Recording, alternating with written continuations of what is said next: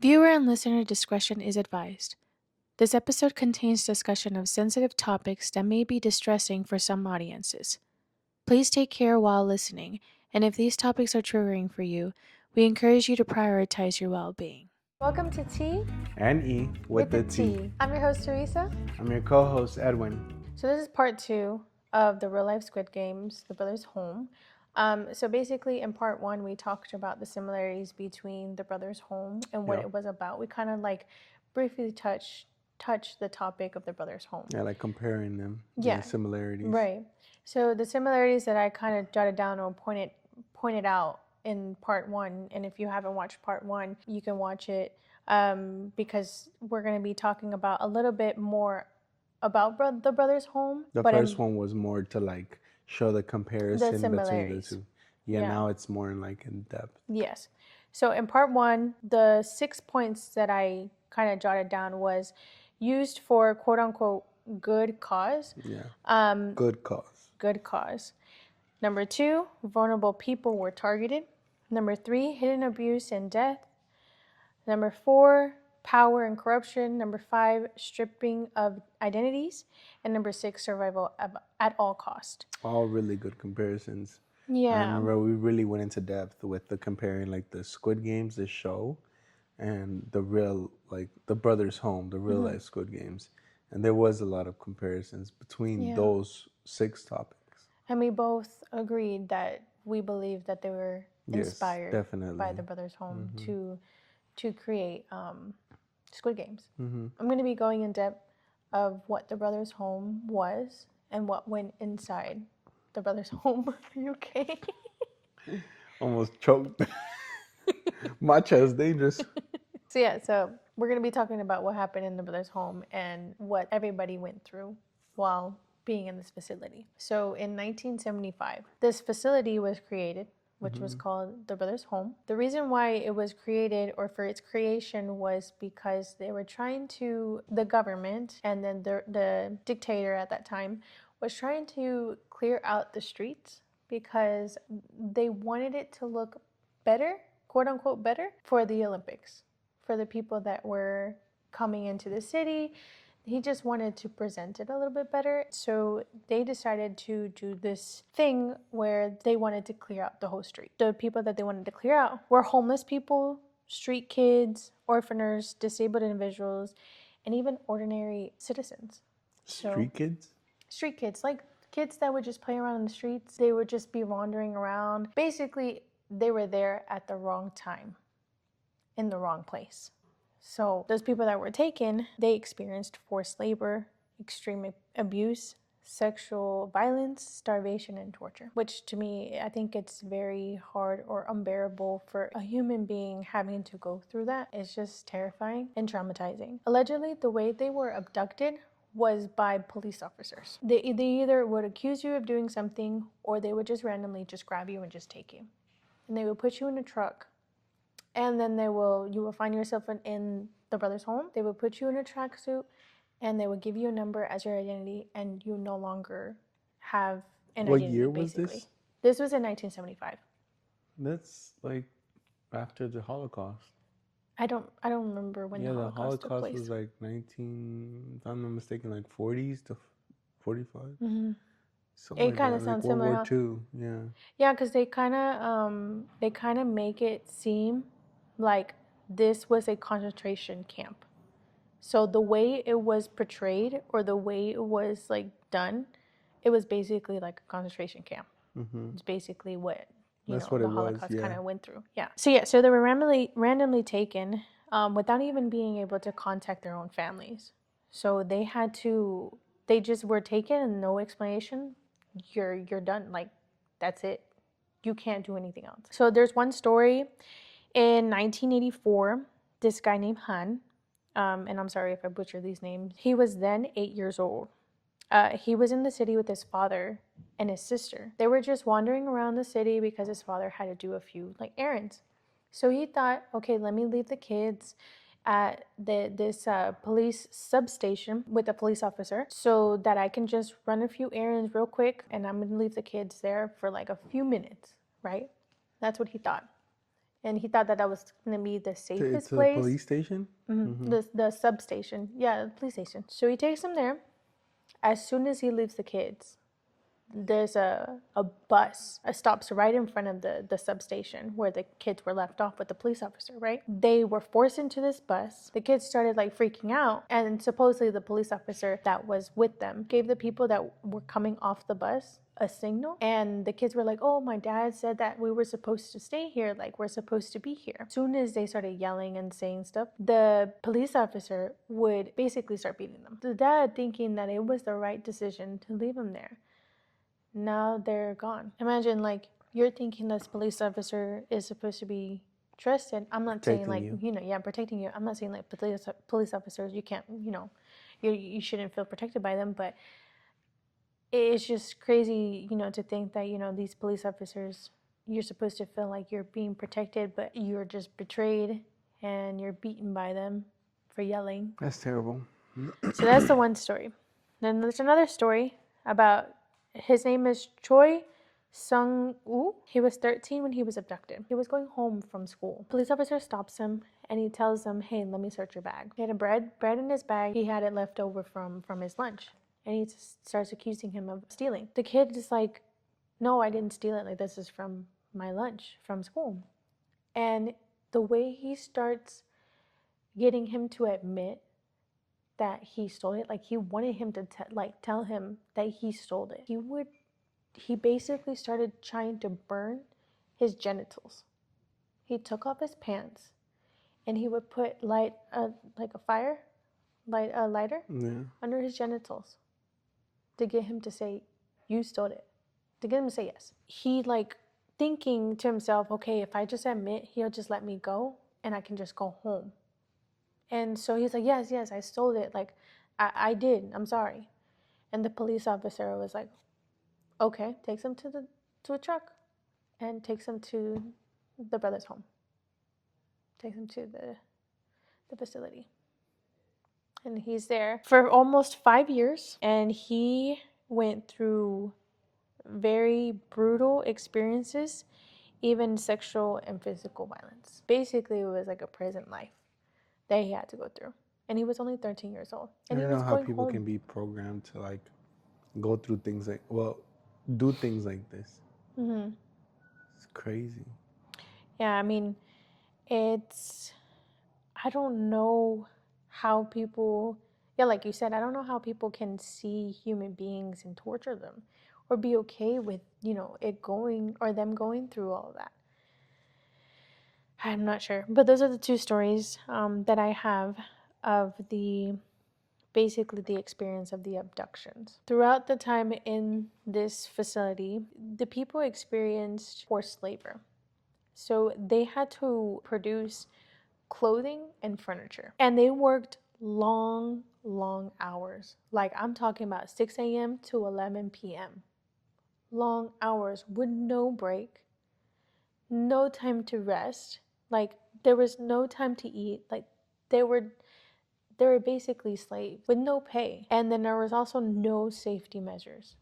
So if anything were to happen to them, they were not taken care of. The reason why they were making these products was because the leader of the facility were using it as a profit. So what he would do, he would have, the people make the stuff, the furniture and the clothing, and then he would sell them. And that's how he would make his money. That's how the leader of the facility became wealthy, because he was selling all these things.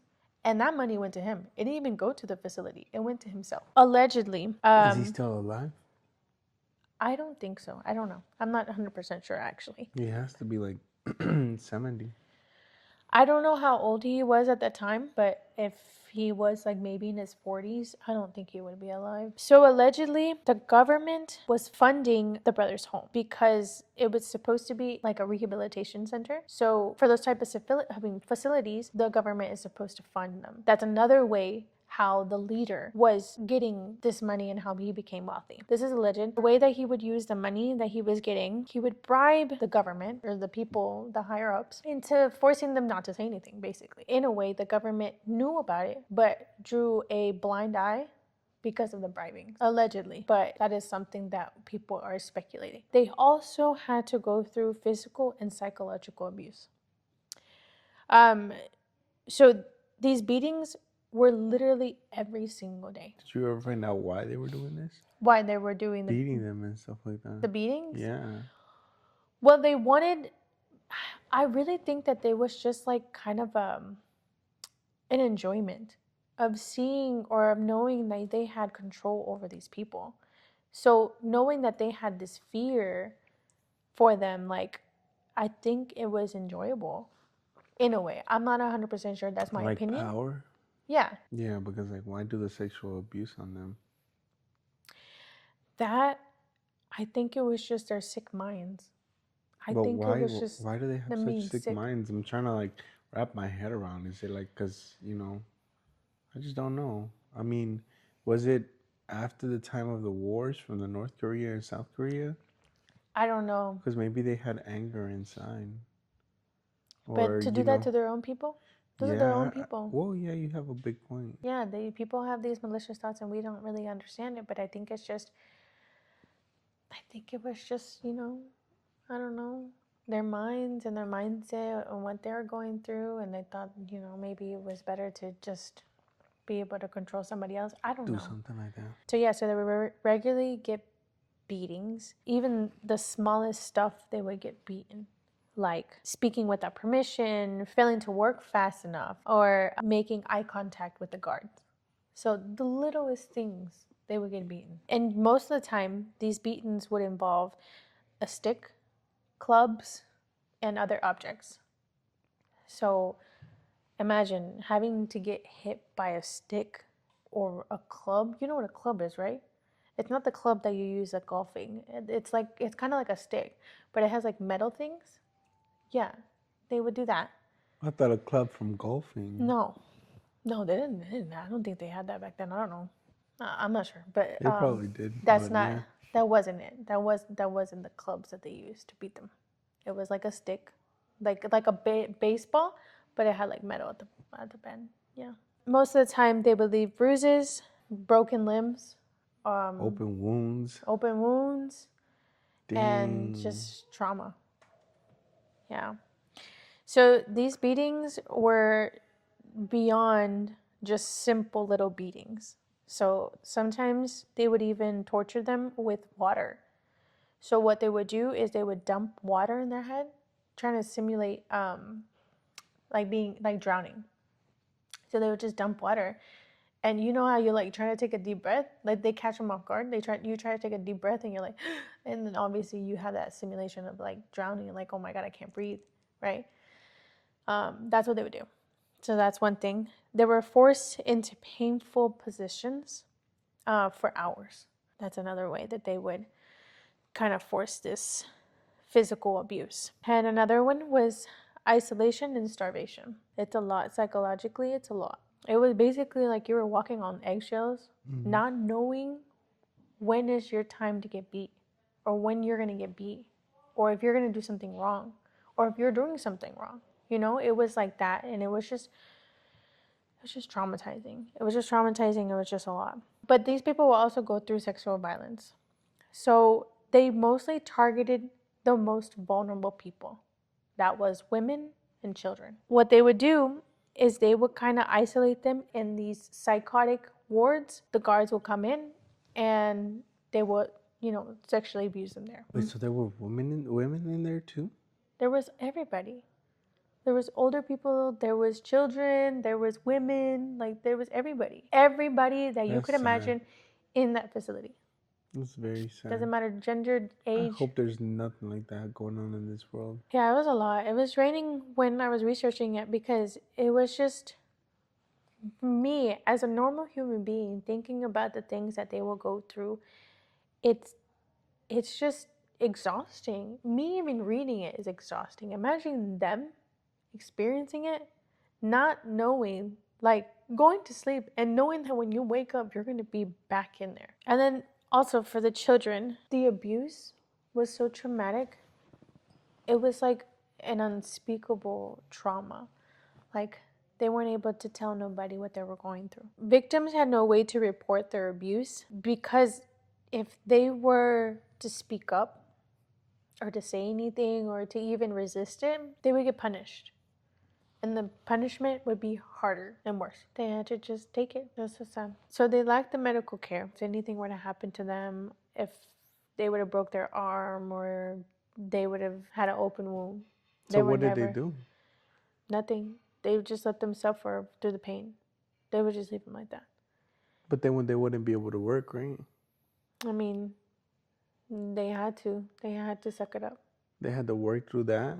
They had to work through the pain. And if they were given medication, it was a psychotic medication, so a psychotic drug meant to treat severe mentally ill people. But they would give these people, even if they weren't having like mental illness, they would give them the medication to control them. So allegedly, they were given these medications and it would cause them to have confusion and extreme drowsiness. But the evidence that they have against that was that they were having a lot of the psychotic transferred into the facility, too much for even a hospital to have. Like, it was just a lot. Between 1975 to 1988, it was confirmed that 657 people had died in the facility. How many? 657. Dang. It could be higher, and the reasons of their deaths were mostly severe physical abuse, starvation, and malnutrition, medical neglect, and forced labor. They would bury the people in the facility ground, or they will bury them in unmarked graveyards. They will also cremate them, erasing any documentation. There was really nothing, basically no proof that they had died. The crazy thing is that they didn't want to kill these people, but that many people died from a consequence of that. I mean, I don't know if they didn't want to, but I mean, what they were doing was causing that, and I think they knew that. Yeah. I think they knew what they were doing was causing that abuse. I mean, they would try to hide it. So the fact that they would try to hide these bodies, try not to show that they were killing these people. What they will also do is they will sell the bodies to medical institutions, allegedly. They would basically turn these bodies into another way of profit. Wait, isn't that what they did in Squid Games? Mm-hmm. That's crazy. Yeah, but that's alleged.